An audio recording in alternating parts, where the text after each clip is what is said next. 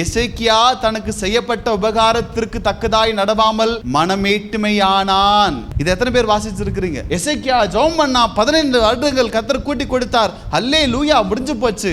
ஆனா அதுக்கு அடுத்தது நடந்தது தெரியுமா? நம்ம துரைக்கு 15 வருஷம் ஆன பிற்பாடு அவன் மனமேட்டுமையானான். நமக்கு இருக்கிற பிரச்சனை தெரியுமா? வியாதி இருக்கும்போது, தரித்திரத்தில் இருக்கும்போது, ஒண்ணுமே இல்லாத பொழுது நான் உங்களை விடவே மாட்டேன் என்று சொல்லி அப்படி காலை பிடிச்சி கெஞ்சி கூப்பாடு போடுவோம் இயேசுவின் இடத்துல, தேவ சமூகத்துல. ஆனா கொஞ்சம் ரேஞ்ச் வந்தா பெருமை, திமிரு, அகந்தை எல்லாம் வருதே. நீங்கள் எதிர்பார்க்கிறதை விட அதிகமான ஒரு உயர்வான குடும்ப பின்னணி, ஒரு வேலை, ஒரு அந்தஸ்து, பணம், பெயர், புகழ் எல்லாம் கொடுத்தா அப்பதான் நீங்க என்ன பண்ணணும்? ரொம்ப ஜாக்கிரதையா இருக்கணும்.